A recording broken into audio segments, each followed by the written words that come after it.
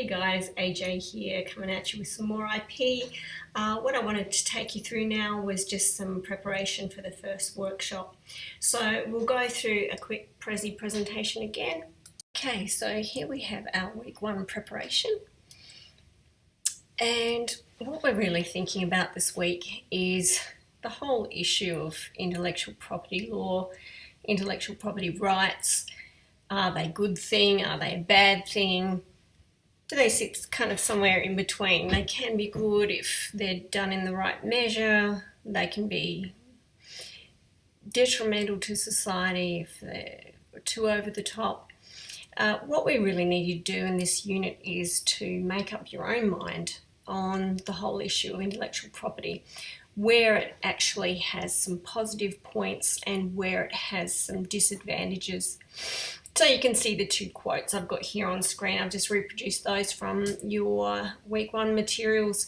People get very hot in the head about intellectual property rights. Some see them as absolutely indispensable, as you can see, to the progress of humankind.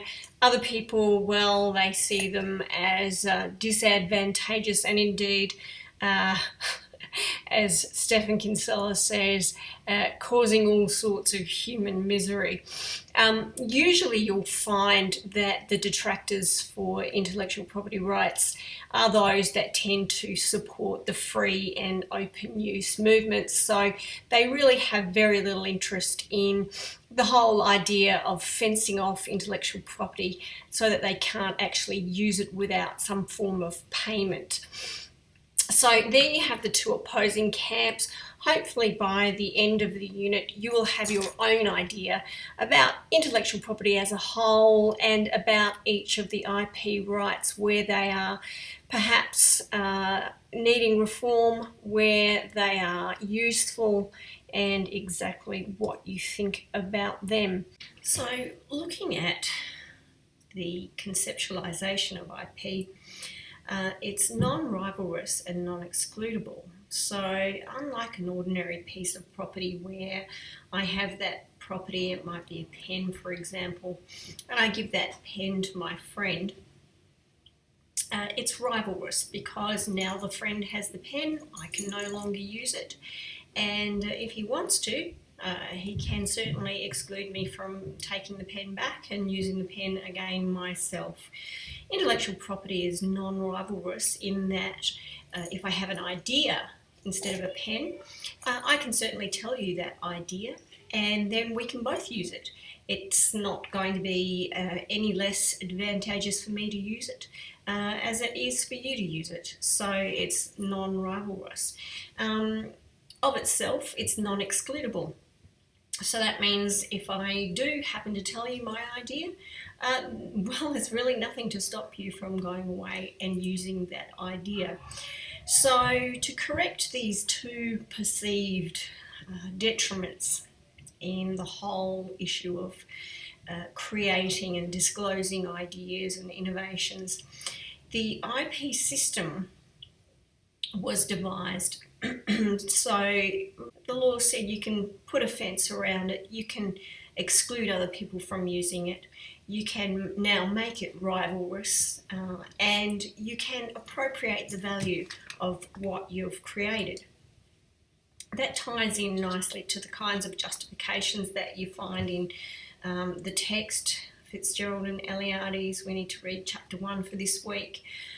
So they go through the various justifications. They're natural rights, so really we need to have IP in order to allow the creators, the authors, the innovators to appropriate the fruits of their works. They can fence off the IP rights in order to get some value out of the IP rights that they've created. Much like it's only seen as natural and good that you should be able to till your own land and produce your own fruits from the land. So with intellectual property, it's seen to be good and natural for you to be able to fence that off from other people and to appropriate it to yourself and to get the value out of what you've created. It provides an incentive to disseminate. So because you are able to get some value out of what you've created, it certainly creates some form of carrot for you to go out there and to do your creating and to place your creations out for the world to see and to use. The next justification that Fitzgerald and Eliades talk about is the utilitarian or incentive justification, and that really is all about a somewhat economic concept of free writing. So because IP in and of itself is non-rivalrous and non-exclusive, you would actually get people unwilling to disclose their ideas, their creations, their innovations with the rest of the world if they weren't able to get the value out of what they've created. And so IP rights step in at that point to stop the problem of free writing, to stop other people being able to use your idea or your innovation for free. And because you now can fence off that IP, it allows you to go away and happily disseminate it and to get the value out of that dissemination. So it actually ties back to your incentive to get the idea out there. Because you can fence it off, it stops other people from free writing, and you go ahead and you do your creating. The other justification that they cover in the book is balance of trade. And really that's all about the country trying to capture some value on a global scale in our trading activities with other countries that also do creating and so forth, in order to get our authors, our creators, some money back. Now really, when you think about it, Australia is a net importer of IP rights. When you think about all of the movies that you've downloaded in the last month or so, how many of those movies would have been created in Australia? There's really a strong favoritism that goes on in the bilateral treaties, particularly with America. America is obviously a very large exporter of IP, a large exporter of creative works, and certainly the balance of trade argument works in their favour. I'm not quite so convinced that it really works in terms of Australia's favour. Consumer protection is another justification, and really here we're looking at trademarks. So when you go into a shop and you select the kind of toilet paper that you like, it's nice and soft and comfortable, and you're choosing something based on the brand. So you're familiar with the brand, you like the brand, you want to go back to the shop, you want to repurchase the brand, and the brand is the thing that you look for. It gives you what you want in that product. So consumer protection is a strong justification for trademark law. Really what I want you to think about, as I alluded to earlier though, is to think about, have we really gone too far?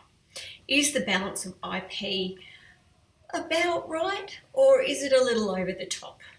Copyright, have a look at the term, we'll talk about that in a minute. Copyright also, in terms of other people downstream from the author themselves, in terms of what's online, up on YouTube, up in videos. How far does copyright go in preventing other people from appropriating that work and using it for themselves? And nowhere really is this seen in more stark relief than where you've got a whole heap of apps out there that are designed specifically to allow content reuse, particularly things like Musically, where you have, I know my three daughters, one's 11, two are 9, and all three of them, they love Musically. They get on there, they grab out a music video, they record that, they strip out the video, they use the audio, they then choose their own visuals that they want to accompany the audio. Sometimes they mash up the audio with a different audio. and they speed it up, they slow it down, they do all sorts of wild and wacky things with it. And then of course they upload it onto the app, onto Musical.ly, and they pray for however many of their followers will deem to like their Musical.ly. And all of this kind of content reuse we tend to think is a good and proper thing. We get our entertainment from it, we get our enjoyment by creating it, we get our enjoyment by watching it. Certainly I know my kids do, and all of their mates do at school.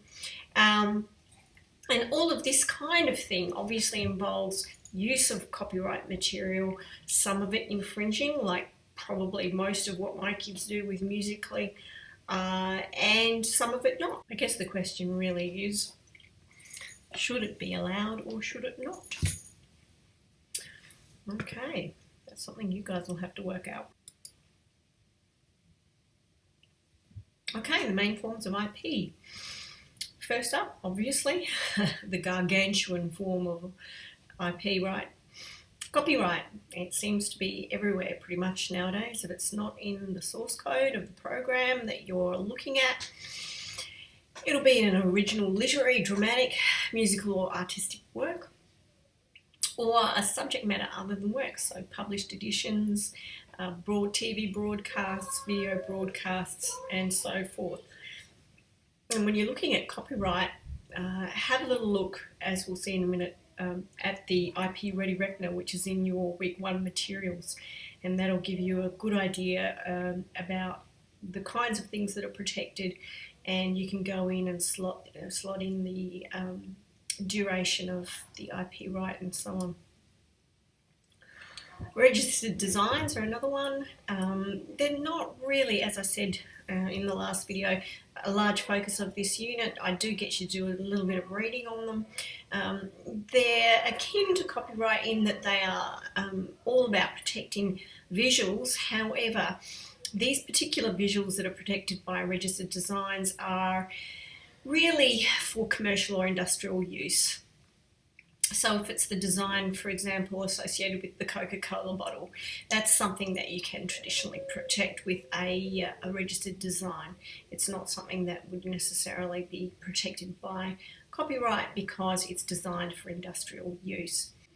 Patents are the other big IP right. They protect new, inventive and useful inventions, and we'll be having a look at those in a number of weeks. Firstly, the week where we find out about the right itself, but also 2 of your workshops are designed around patent law. So have a little look at those if you haven't already chosen your workshop topic.